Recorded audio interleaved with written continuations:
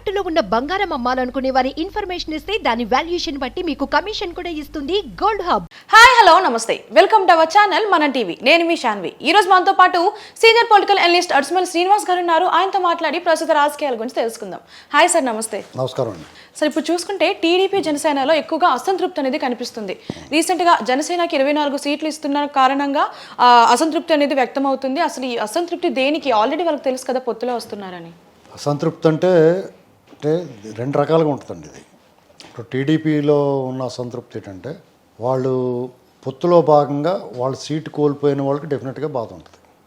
ఎందుకంటే వాళ్ళు 58 నెలలుగా గతంలో కూడా పార్టీకి పనిచేసి ఉంటారు. జగన్మోహన్ రెడ్డి ఇప్పుడు సాధారణ రాజకీయ పరిస్థితులు లేవు ఆంధ్రప్రదేశ్లో. ఒక స్పెషల్గా పర్టికులర్గా ఒక ప్రయోగాత్మకంగా ఉన్నాయి. అంటే అరాచకాలకి ప్రయోగాత్మకంగా ఒక మోడల్ సెట్ చేసి పెట్టారు. వాళ్ళ మోడస్ ఆపరేండి చాలా డిఫరెంట్గా ఉంది. కాబట్టి ఈ రాజకీయాన్ని ఎదుర్కోవడానికి సర్వశక్తులు వడ్డాలి, అనుభవం ఉండాలి, కరేజియస్ అంటే ధైర్యంగా దమ్ముగా నిలబడాలి, అనేక లక్షణాలు ఉండాలి, రాజకీయాలకు మించిన లక్షణాలు ఉండాలి. ఇది అలా పోరాడిన వాళ్ళు ఉన్నారు. ధనం వ్యయం ఉంటుంది, సమయాన్ని వెచ్చించాలి, ధనాన్ని వెచ్చించాలి, ధైర్యాన్ని కోల్పోకూడదు. ఇలాంటివన్నీ చాలా క్లిష్టమైన పరిస్థితులు ఎదుర్కొన్నారు.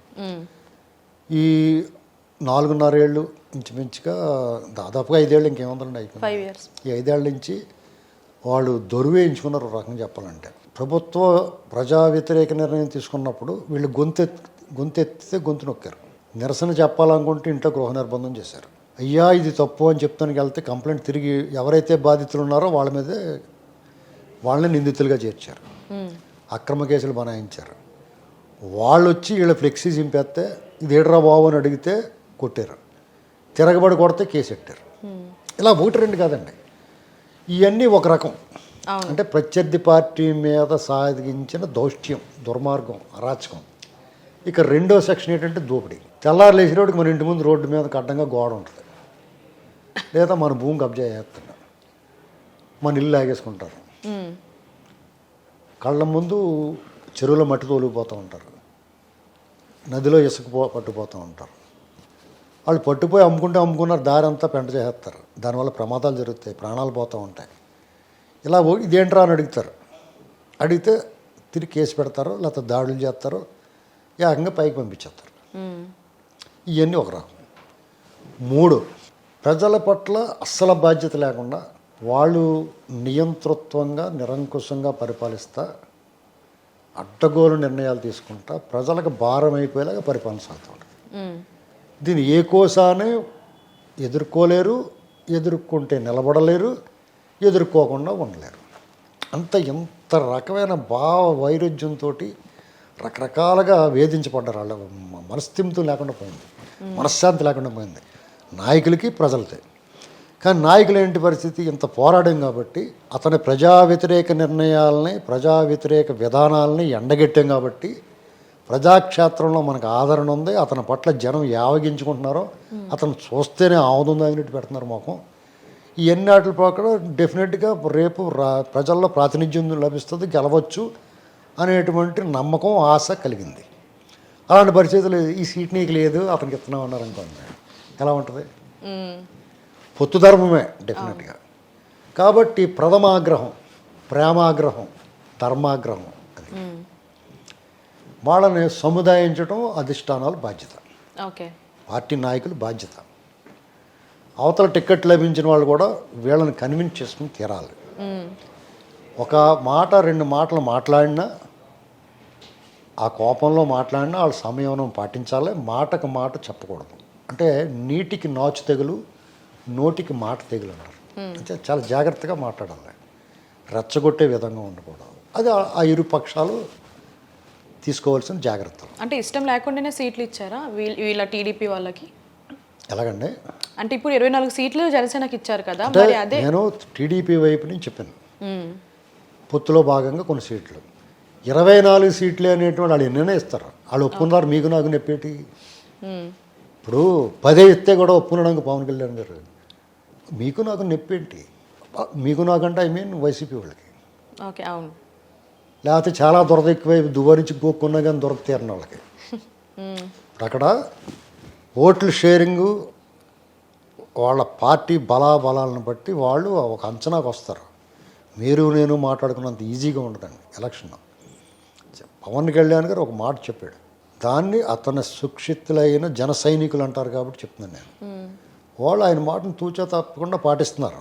ఎక్కడన్నా 5% 10% టీడీపీలో ఉంటారు, అందులో అన్ని పార్టీలో ఉంటారు అసంతృప్తి ఉన్న వాళ్ళు.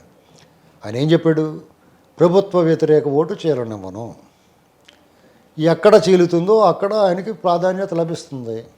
ఇప్పుడు ఆయన కేటాయించిన సీట్లలో అది ఆయనకు తెలుసు, ఎక్కడ ఎక్కువ చీలిపోయేలాగా ఉంది, ఎక్కడ తక్కువ చీలిక ఉంటుంది, ఎక్కడ మన పెర్ఫార్మెన్స్ గతంలో బాగుంది, ఇప్పుడు ఇక్కడ అవకాశం ఉంటుంది అనేటువంటిది చూసుకున్నాడు ఆయన. తర్వాత ఎన్ని సీట్లు అయితే మనకు బాగుంటుంది, ఎన్ని సీట్లు ఎంత మనకి భాగస్వామ్యం కావాలనేటువంటిది ఆయన ఆలోచించుకున్నాడు. సర్వేలు రిపోర్ట్లు ఉంటాయి. మీరు నేను మాట్లాడుకున్న ఎమోషనల్గా భావోద్వేగంతో మాట్లాడుకున్నంత మాత్రాన అవదు కదా. వాళ్ళు అన్ని లెక్కలు వేసుకుంటారు జాగ్రత్తగా. అలాగని చెప్పేసి పొత్తులు ఉన్నాయి కదా అని చెప్పేసి బీజేపీని మీరు ముఖ్యమంత్రి చేసేయండి మేము చేతులు కట్టు కూర్చుంటాం అనరు కదా. ఒకవేళ పొత్తులు ఉన్నా కానీ సోమవీర్రాజు భలే ఉన్నాడు, ఇడ్లీ అంటే ఇష్టం అతనికి, నాకు కూడా ఇడ్లీ అంటే ఇష్టం అని చెప్పి అతను ముఖ్యమంత్రి చేయలేం కదా. లేదు, అవునే కదా. అవును. కాబట్టే సోమవీర్రాజు వార్డులో కూడా గెలవలేడు కాబట్టి వార్డుకి పరిమితం చేయాలి. ఆ లెక్కలో చూసుకోవాలి. పవన్ కళ్యాణ్ గారు ఏమన్నాడంటే నిన్న సీట్లు ప్రకటించేటప్పుడు రాజకీయాల గురించి కంటే కూడా రాష్ట్ర శ్రేయస్సు గురించి ఆలోచిస్తున్నాను అన్నాడు. ఇది చాలా పెద్ద మనిషిలాగా చాలా బాధ్యతగా మాట్లాడాడు. మీరు రాష్ట్రంలో జగన్మోహన్ రెడ్డిని ఓడించాలనుకున్నారు, జగన్మోహన్ రెడ్డి పరిపాలన అరాచకం నడుస్తుంది అనుకున్నారు, అభివృద్ధి లేదనుకుంటున్నారు, ఇతను ఉంటే రాష్ట్రం సర్వనాశనం అయిపోయింది అనుకుంటున్నారు, ఇతను పంపించాలా వద్దా? అంతే సింపుల్. దానికోసం మీరు త్యాగాలు చెయ్యాలి. దేశం స్వాతంత్రం కోసం అనేక మంది ప్రాణాలు త్యాగం చేశారు. ఇది రెండోసారి స్వాతంత్రం మీకు. కానీ ఓటు బ్యాంకు వైసీపీకి జగన్మోహన్ రెడ్డి గారికే ఉంది కదా, మరి వీళ్ళు దాన్ని దాటగలరు అంటారా? ఓటు బ్యాంకు అక్కడ అలాగా మేకులేసి దగ్గొట్టేసి ఉందనుకుంటున్నారా? అతను చాలా తోపు తురుము భలే గెలిచాడు అనుకున్నప్పుడు 1,53,00,000 వచ్చినాయి ఓట్లు అతనికి. అతను కూడా ఎంతమంది ఉంటారు ఇప్పుడు? ఎంతమంది ఉన్నారు అనుకుంటున్నారు మీరు? అతను ఎవరిని విడిచిపెట్టకుండా మొదటగా టీడీపీ కార్యకర్తల మీద, టీడీపీ నాయకుల మీద పడ్డాడు. సెకండ్ స్టేజ్లో సామాజిక వర్గం మీద పడ్డాడు. థర్డ్ స్టేజ్లో మిగతా విపక్షాల మీద పడ్డాడు. ఫోర్త్ స్టేజ్లో ప్రజల మీద పడ్డాడు. ఫిఫ్త్ స్టేజ్లో ఎవరు లేక వాళ్ళ పార్టీ కూడా అంటే ఏం చేస్తారు?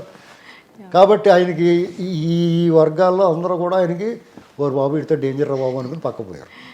ఇక ఇంకో ముఖ్యమైనది ఏంటంటే మా వాడు రావాలి కావాలని ఎగురు గొంతేసిన వాళ్ళు ఉంటారు. ఇప్పుడు ఇలాంటి సోఫాలు వేసామనుకోండి, ఈ సోఫాలో కూర్చోకుండా ఇందుమంచి అంతమంచి గొంతులు వేసి వాళ్ళు ఉంటారు. వాళ్ళకు కూడా బాగా గసికేసాడు. ముఖ్యంగా దళిత సమాజం వాళ్ళు జగన్మోహన్ రెడ్డిని వాళ్ళు ఓన్ చేసుకున్నంతగా ఎవరు ఓన్ చేసుకోలేదు. దానికి కారణం ఏంటంటే మతం కూడా దానికి ఒక ఇంపార్టెన్స్ ఉంది. క్రైస్తవ మతం, అతను క్రైస్తవ ఆరాధకుడు, క్రైస్తవాన్ని ఆచరించేవాడు. అలాగే క్రైస్తవాన్ని ఆచరించే వాళ్ళందరూ కూడా జగన్మోహన్ రెడ్డిని ఓన్ చేసుకున్నారు. వాళ్ళని కూడా పచ్చి మోసం చేసాడు. ఇత్తళ్ళ తపేళకి చింతపండు పెట్టి తోమితే తళతళ మెరుస్తుంది కదా, అలాగే ఒక స్వామి ఉంటాడు వైజాగ్లో. అతను జగన్మోహన్ రెడ్డి తీసుకెళ్ళి గంగలో మునిగించి మెడలో రుద్రాక్షమాలు వేసి ఇదిగో ఇతను హిందువు అయిపోయాడు అన్నాడు. పచ్చి మోసం కదండి అది. అంటే మీరు ఒక క్రైస్తవుడు, క్రైస్తవంలో బైబిల్లో చెప్పలేదు అలా, కానీ ప్రస్తుతం ఆంధ్రప్రదేశ్లో క్రైస్తవాన్ని స్వీకరించి ఆచరించి వాళ్ళు ఏం చెప్తున్నారంటే హిందూ దేవతలు ప్రసాదం పెడితే కూడా కనీసం తనకు చూడరు. ఎంత సన్నిహితుల ఫంక్షన్ అయినా సరే భోజనం కూడా చేయరు అక్కడ. అలాంటిది జగన్మోహన్ రెడ్డి గారు మాత్రం ఏకంగా గంగలో ములిగేసి ఇచ్చేసేస్తాడు. అక్కడ మాత్రం పర్లేదు మావోడే అనుకుంటారు. అంటే దాని ఇంటెన్షన్ ఏంటి? ఇతను అంతా అది నటన మోసం, కానీ ఇటు మావోడే అని చెప్పి నమ్ముతున్నారు వాళ్ళు. ఇలాంటి పరిస్థితుల్లో వాళ్ళందరికీ మోసం చేసాడు కాబట్టి అనిల్ గారు లైన్లోకి వచ్చాడు. ఆ మట్టి ఆ గంపలోంచి మట్టి ఆ పళ్ళు తీసుకెళ్ళి ఇంకో గంపలో వేసుకుంటాడు. అంటే అందులో బొక్క పడుతుంది. ఇంకా మిగతా హిందూ దళిత సమాజం వాళ్ళని తను వేధించినట్టుగా డాక్టర్ సుధాకర్, అనితారాణి, శిరోమండలం కేసులో ఉన్న దళిత బాలికలు, నాగమ్మ, కొట్టి చంపిన అనిల్ వీళ్ళందరూ శాంపిల్కి అలా కనబడుతున్నారు మనకు. చంపి ఇంటికి డెలివరీ, ఇలాంటివన్నీ దళితుల మీద జరిగినాయి. ఇలాంటి పరిస్థితుల్లో అసంఘటిత కార్మిక రంగం భవన నిర్మాణానికి ఇసుకతోటి దెబ్బ కొట్టేసాడు. వాళ్ళ ఆరోగ్యాలు మద్యం వల్ల గొల్ల చేసేసాడు. ఇలా 1-2 కాదు, 1 కోటి మంది దూరం అయ్యారు అతనికి. మీరు ఇంకా ఆ 1,53,00,000 ఉన్నాయి అనుకుంటున్నారు, వాళ్ళు అనుకుంటున్నారు పాపం, అందుకనే ఆ భ్రమలో ఉన్నారు. ఆయన ఆ పార్టీ వాళ్ళు తెలిసింది పారిపోతున్నారు, అందుకనే ఆయన మాత్రం ఇంకా అయ్యే ఉన్నాయి అనుకుంటున్నాడు. కాబట్టి మీరేం వర్రీ అవ్వద్దు. అతనికి 1 నుంచి 5 సీట్లు కానీ 6 సీట్లు కానీ మాత్రం వస్తాయి. వైనాట్ 175లో 1 కానీ 7 కానీ 5 కానీ, అంటే సింగిల్ లార్జెస్ట్ నెంబర్ 1 to 9లో 9, దానికంటే తక్కువే వస్తాయి. ఈ పొత్తు బ్రహ్మాండంగా పొడిచింది. వీళ్ళ లిస్టు మంచి పాజిటివ్ రెస్పాన్స్ వస్తుంది. అది పార్టీలో అలాగే చెప్తారు. మాకు కూడా చూడగానే భలేగా చెప్పారు రా బాబు, వీళ్ళు భలేగా ఇచ్చారు బాబు. అలాగే కొలుకుపూడి శ్రీనివాసరావు గారు, మహాసేన మా రాయేష్ లాంటి వాళ్ళు ఇద్దరు కనపడగానే కష్టపడి పార్టీ కోసం కష్టాలు ఉన్నప్పుడు ధైర్యంగా దమ్ముగా మాట్లాడారు. అంటే ఫీల్డ్లో కర్ర స్వామి చేయక్క లేకుండా మీడియాలో మాట్లాడితే కూడా లోపలికి వస్తున్నారు కదా వాళ్ళు. అలాంటి పరిస్థితుల్లో ధైర్యంగా మాట్లాడారు, పోరాడారు, ప్రజల గొంతుకై వినిపించారు. వాళ్ళకి సముచిత స్థానం లభించింది. అంటే మిగతా వాళ్ళు కూడా లభిస్తుందని పార్టీల మీద నమ్మకం పెరుగుద్ది. కాబట్టి కొత్త మొఖాలు 23 కనిపిస్తున్నాయి.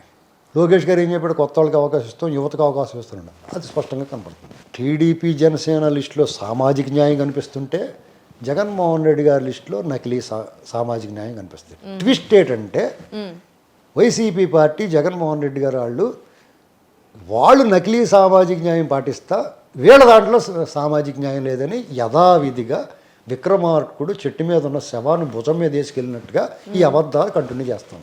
మరి చూడండి, మరి ఎలక్షన్స్ కూడా దగ్గరలోనే ఉన్నాయి కాబట్టి ఏమి చూడకలేదు. ఇవాళ చెప్తున్నాను కదా, రాసి పెట్టుకుని జేబులో వాళ్ళకి 1 నుంచి 9 హైయెస్ట్ మ్యాక్సిమం. అందులో వాళ్ళే చెప్పినట్టుగా 175 అన్నారు కాబట్టి 1 కానీ 7 కానీ 5 కానీ. Thank you.